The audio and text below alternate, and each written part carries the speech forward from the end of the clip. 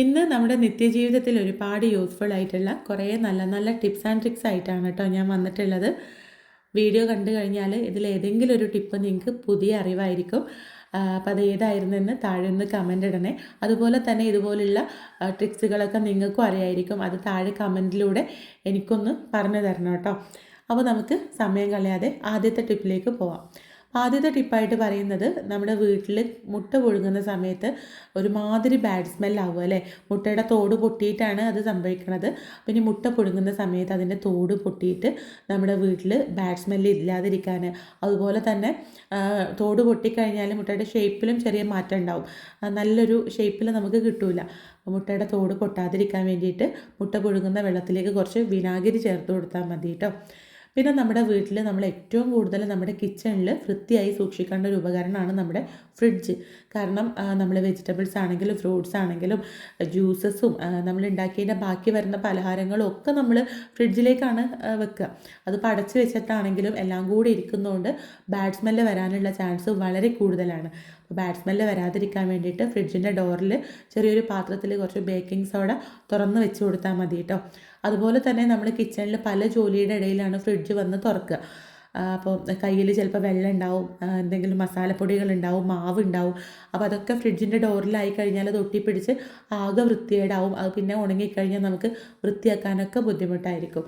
അപ്പോൾ ഇതുപോലൊരു ടർക്കി ഇട്ട് കൊടുത്താൽ 2 ദിവസം കൂടുമ്പോൾ ടർക്കി അങ്ങോട്ട് കഴുകിയെടുത്താൽ മതി. അതുപോലെ തന്നെ നമ്മുടെ മിക്സിയിൽ വെജിറ്റബിൾസും ഫ്രൂട്ട്സൊക്കെ അരക്കുന്നതുകൊണ്ട് കറകൾ വരാനുള്ള ചാൻസ് വളരെ കൂടുതലാണ്. അപ്പം മുട്ടത്തോട് നല്ലപോലെ കഴുകി ഉണക്കിയതിന് ശേഷം അത് മിക്സിയുടെ ജാറിലേക്ക് ഇട്ട് വെള്ളം ഒഴിച്ച് നല്ലപോലെ അടിച്ചെടുത്താൽ മതി കേട്ടോ. മിക്സി നല്ലപോലെ ക്ലീനായിട്ട് കിട്ടും. ഇനി നമ്മൾ അടുത്തതായിട്ട് പറയുന്നത്, നമ്മുടെ കിച്ചണിലുള്ള സ്വിച്ച് ബോർഡ് വളരെ പെട്ടെന്ന് തന്നെ വൃത്തികേടാവും അല്ലേ. അത് സ്റ്റൗവിൻ്റെ അടുത്തുള്ളതാണെങ്കിൽ പറയും വേണ്ട. ഇതിപ്പോൾ എൻ്റെ സ്റ്റൗവിൻ്റെ തൊട്ടടുത്തുള്ള സ്വിച്ച് ബോർഡാണ് കേട്ടോ.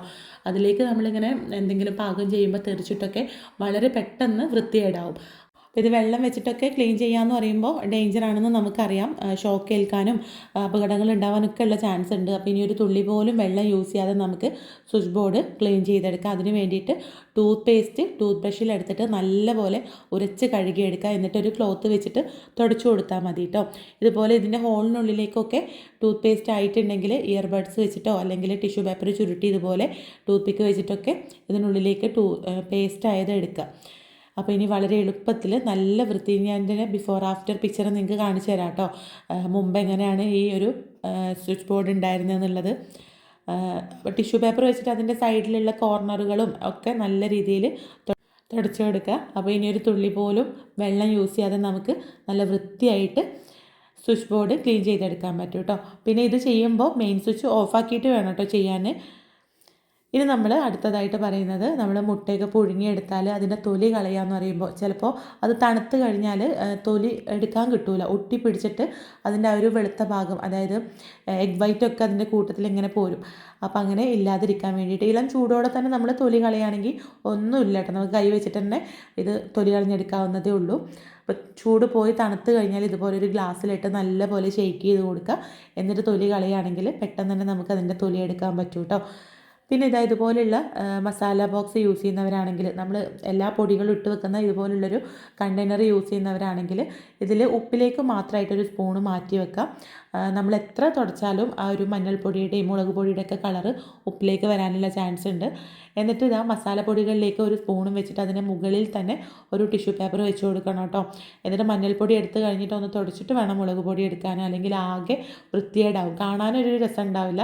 മസാലപ്പൊടികൾ ഇനിയിപ്പോൾ ചെറുതായിട്ട് കളർ അങ്ങോട്ടും ഇങ്ങോട്ടും അയച്ചിട്ട് കുഴപ്പമൊന്നുമില്ല. പക്ഷെ നല്ലൊരു വൃത്തിയിൽ നിൽക്കണമെങ്കിൽ ഇങ്ങനെ ടിഷ്യൂ പേപ്പർ അതിൻ്റെ മുകളിൽ വെച്ച് കൊടുത്താൽ മതി.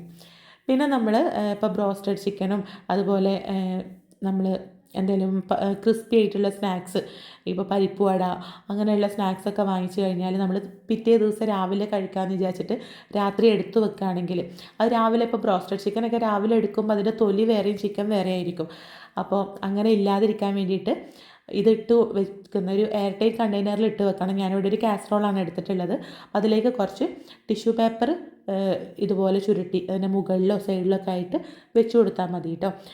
അപ്പോൾ ടിഷ്യൂ പേപ്പർ വെച്ച് കൊടുക്കുമ്പോൾ ഞാനിപ്പോൾ ഒരു 12 മണിക്കൂറിന് ശേഷമാണ് കേട്ടോ അത് എടുത്തിട്ടുള്ളത്. രാവിലെ എടുക്കുമ്പോഴും കണ്ടോ നല്ല ക്രിസ്പി ആയിട്ട് തന്നെ ബ്രോസ്റ്റഡ് ചിക്കൻ ഇരിക്കുന്നുണ്ട്.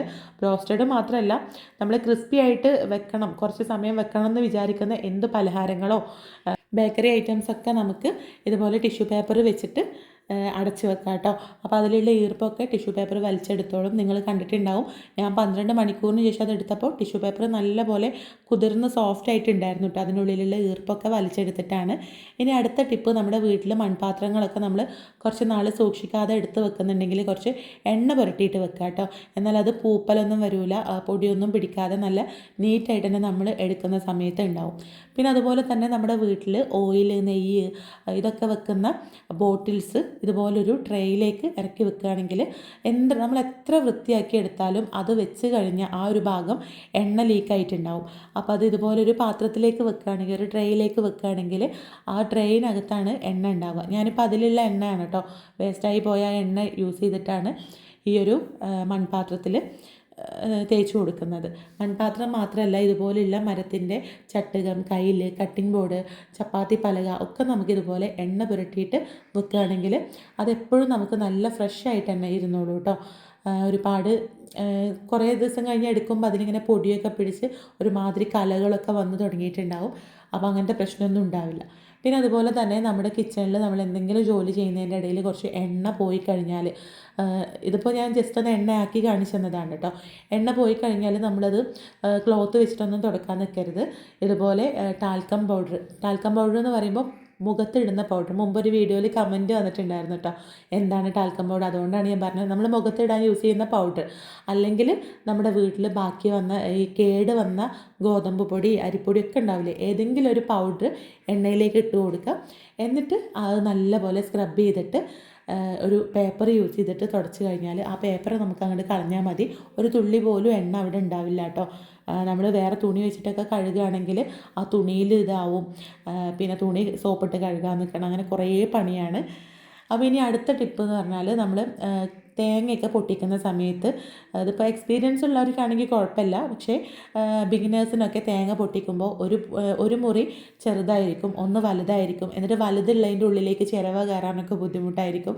അപ്പോൾ ഒരേ സമയത്ത് നമ്മൾ ഒരേ സ്ഥാനത്ത്, നമ്മൾ വിചാരിക്കുന്ന ഒരു സ്ഥാനത്ത് തേങ്ങ പൊട്ടി കിട്ടാൻ വേണ്ടിയിട്ട് ഒരു കത്തി വെച്ചിട്ട് ഇങ്ങനെ വരഞ്ഞു കൊടുത്തിട്ട് തേങ്ങ പൊട്ടിക്കുകയാണെങ്കിൽ ആ വരഞ്ഞു കൊടുത്ത ഭാഗത്തൂടെ തന്നെ അത് കട്ടാവും കേട്ടോ.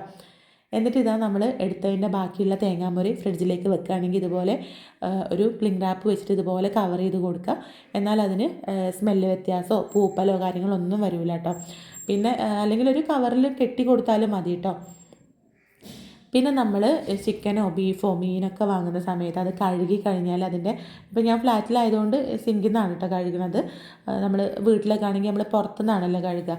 അപ്പോൾ അതിൻ്റെ വെള്ളം നമ്മൾ സിങ്കിലൂടെ അങ്ങോട്ട് അല്ലെങ്കിൽ കൊട്ടത്തളത്തിലൂടെ അങ്ങോട്ട് ഒഴുക്കി കളയും. അപ്പോൾ അത് ഒഴുക്കി കളയാതെ നമ്മൾ അടുക്കളത്തോട്ടത്തിലുള്ള പച്ചക്കറികൾക്കൊക്കെ ഒഴിച്ചു കൊടുക്കുകയാണെങ്കിൽ നല്ലതാണ് കേട്ടോ.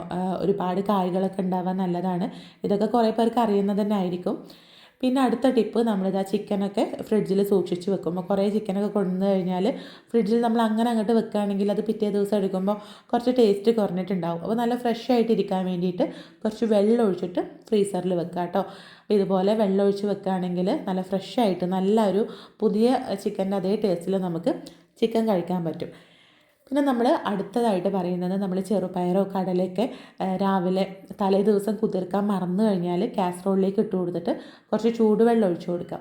എന്നിട്ട് ഇത് അടച്ച് വെച്ച് ഒരു അരമണിക്കൂറിന് ശേഷം എടുക്കുകയാണെങ്കിൽ ചെറുപയറും കടലയൊക്കെ നല്ലപോലെ കുതിർന്ന് കിട്ടും കേട്ടോ. അപ്പോൾ ചെറുപയർ ശരിക്കും ഇങ്ങനെ കുതിർക്കേണ്ട ആവശ്യമൊന്നുമില്ല, നമുക്ക് വേവിച്ചാൽ തന്നെ വേവുന്ന അത്ര വേവേ ഇതിനുള്ളൂ.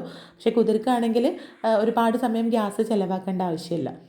പിന്നെ നമ്മൾ വെളുത്തുള്ളിയും ചുവന്നുള്ളിയൊക്കെ തൊലി കളഞ്ഞെടുത്താൽ, ഈ തൊലി നമ്മൾ അങ്ങോട്ട് കളയുകയാണല്ലോ ചെയ്യുക. നമുക്ക് എല്ലാവർക്കും അറിയാം, നമ്മുടെ റോസാ ചെടികൾക്കും നമ്മുടെ വീട്ടിലുള്ള ചെടികൾക്കൊക്കെ ഇതിട്ട് കൊടുക്കുകയാണെങ്കിൽ പൂക്കളൊക്കെ നല്ല പോലെ വളരുമെന്ന് നമുക്കറിയാം.